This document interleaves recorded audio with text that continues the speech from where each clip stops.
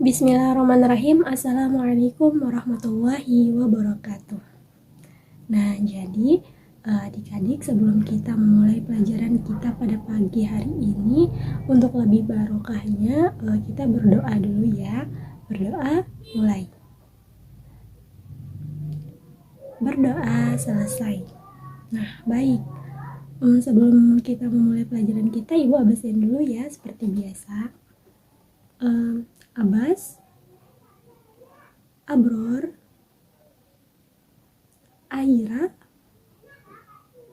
Afif, Ibrahim, Najwa, Luai. Baik, alhamdulillah semuanya hadir ya. Gimana kabarnya hari ini adik-adik? Baik? Alhamdulillah. Jadi kalau ibu tanya gimana kabarnya adik-adik hari ini, adik-adik jawabnya alhamdulillah, luar biasa, Allahu Akbar. Kita ulangi sekali lagi ya. Gimana kabarnya adik-adik? Alhamdulillah. Baik. Jadi hari ini kita akan melanjutkan pembelajaran SKI ya. Kemarin kan kita sudah belajar tentang keadaan masyarakat Yasrib sebelum hijrah Nabi Muhammad SAW. Jadi sekarang kita akan membahas tentang hijrah Nabi Muhammad SAW. Di sini kita akan membahas 4 materi. Yang pertama adalah pengertian dari hijrah. Yang kedua, sebab-sebab Rasulullah SAW hijrah ke Yasrib. Yang ketiga, peristiwa hijrah Nabi Muhammad SAW ke Yasrib. Dan yang terakhir adalah hikmah hijrah Nabi Muhammad SAW ke Yasrib.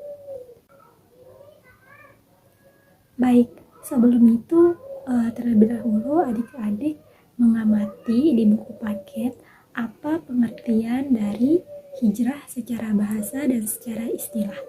Ibu kasih waktu ya.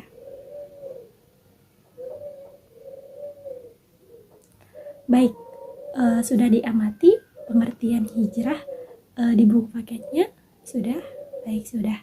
Jadi ibu sedikit jelaskan bahwa hijrah secara bahasa itu artinya berpindah. Nah, kalau secara istilah itu, hijrah adalah berpindah dari satu tempat ke tempat yang lain atau satu daerah ke daerah yang lain untuk menuju kebaikan. Baik, kalau adik-adik sudah mengerti pengertian dari hijrah secara bahasa dan secara istilah, kita akan melanjutkan materi kita ke sebab-sebab Nabi Muhammad SAW hijrah ke Yasrib. Jadi sebab-sebab Rasulullah SAW hijrah ke Yasrib itu ada 6. Yang pertama, tekanan kaum Quraisy terhadap dakwah Nabi. Yang kedua, penduduk Yasrib menerima dakwah Rasulullah SAW. Yang ketiga, adanya jaminan keamanan dari penduduk Yasrib terhadap Nabi Muhammad SAW. Yang keempat, permintaan penduduk Yasrib agar Rasulullah SAW hijrah ke negerinya. Yang kelima, adanya rencana pembunuhan kafir Quraisy terhadap Rasulullah SAW. Dan yang keenam adalah adanya perintah Allah untuk berhijrah. Jadi bagaimana adik-adik? Sudah paham apa pengertian dari hijrah dan sebab-sebab Rasulullah SAW hijrah ke Yasrib? Paham? Ya, baik. Sekarang ibu tanya nih, apa pengertian dari hijrah Rasulullah SAW menurut bahasa? Siapa yang tahu? Angkat tangan. Ya, Abbas, apa? Pinter. Jadi pengertian hijrah secara bahasa itu berpindah ya. Nah, kalau sebab-sebab hijrah nih ada yang tahu nggak? Sebutin satu aja. Siapa? Ya, Ibrahim, silahkan. Apa? Bagus. Jadi salah satu sebab hijrah Rasulullah SAW itu tekanan kaum Quraisy terhadap dakwah Islam. Baik, selanjutnya karena adik-adik sudah paham pengertian hijrah dan juga sebab-sebab Rasulullah SAW hijrah ke Yatsrib, kita akan melanjutkan materi kita ke peristiwa hijrah Rasulullah SAW ke Yatsrib. Nah, sekarang Ibu akan memberikan salah satu tontonan video ya. Adik-adik simak dengan baik ya. Silahkan disimak. Admin akan mengisahkan hijrahnya Nabi Muhammad SAW dari kota Mekah ke kota Madinah atau yang dulu dikenal dengan kota Yatsrib.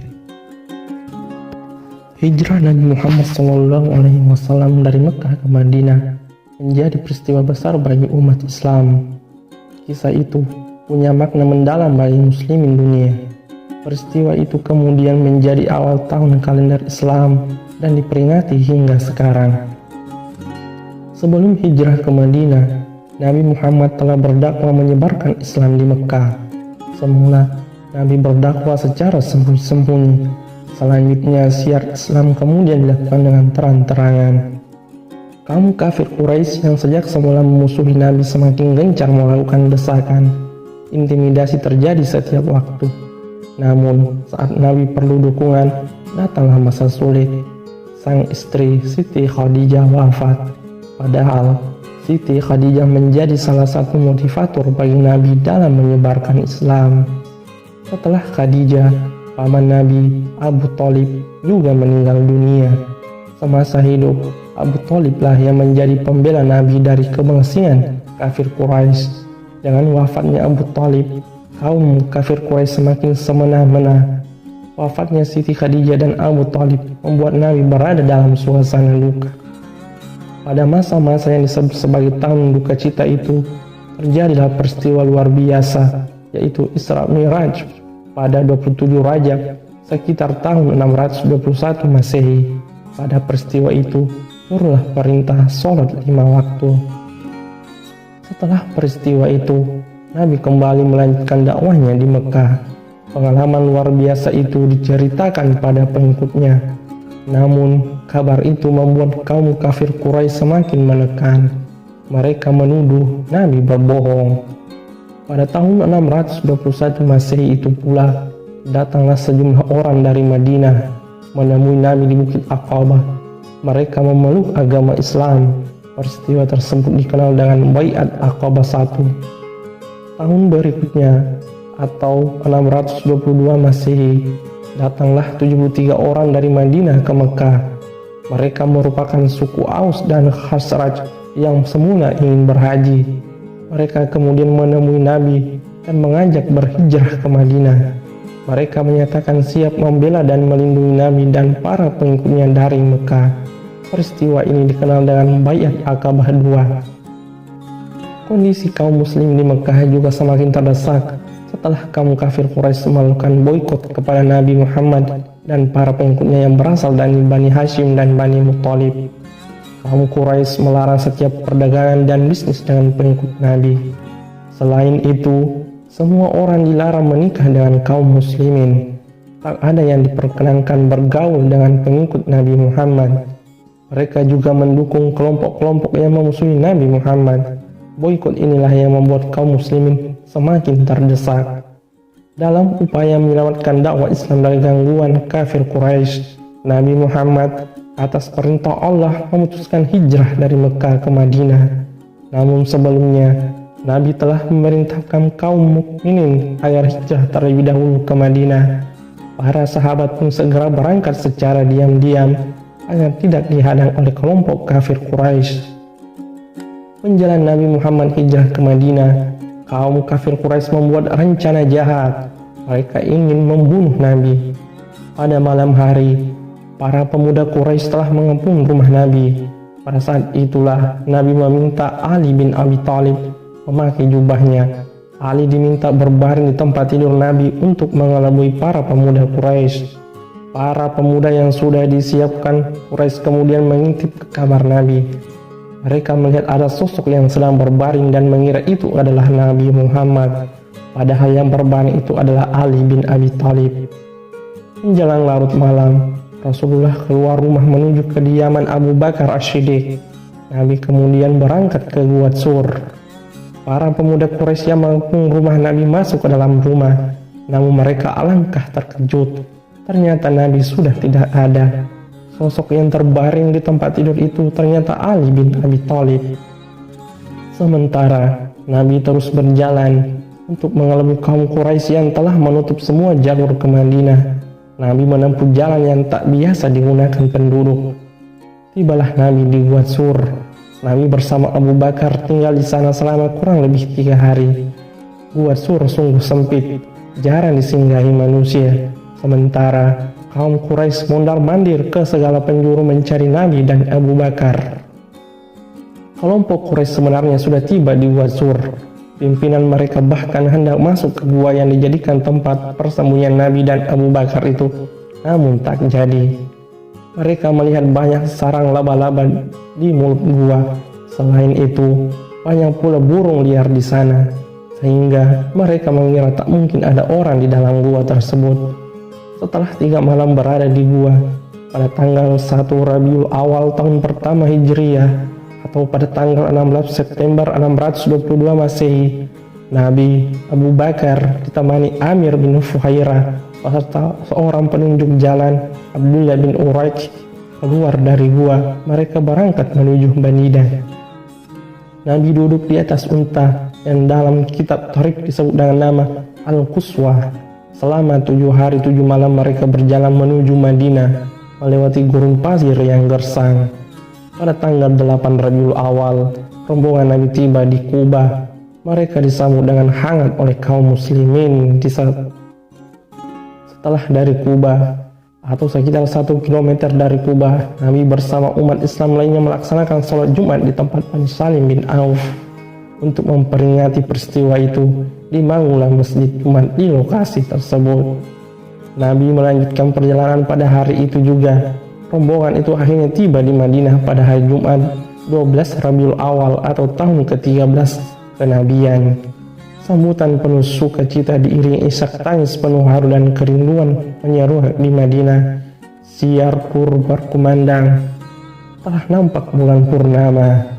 Dari senia al-wada, wajiblah kami bersyukur atas masih adanya penyeru kepada Allah. Wahai orang yang diutus kepada kami, engkau membawa sesuatu yang patut kami taati. Baik adik-adik, karena videonya sudah disimak, apakah ada nih yang tahu apa sih hikmah dari video yang telah ditonton tadi? Ada yang tahu nggak? Jadi Ibu jelaskan ya. Di sini kita bisa memetik 4 hikmah dari video tersebut. Yang pertama adalah bertambah kecintaan kaum muslimin terhadap Islam. Yang kedua, bertambah kekuatan kaum muslimin. Yang ketiga, dakwah membutuhkan keadaan yang mendukung. Dan yang terakhir adalah setiap kebenaran akan mendatangkan kemenangan.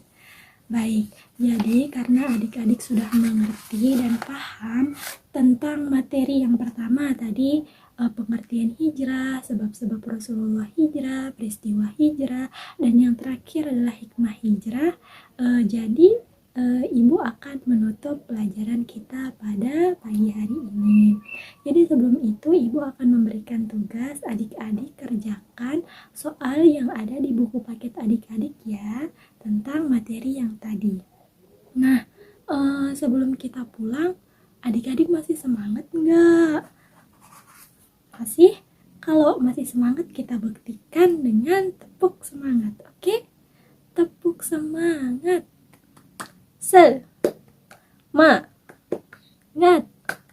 Semangat.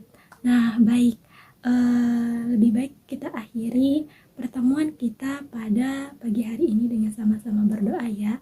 Berdoa dimulai. Berdoa selesai.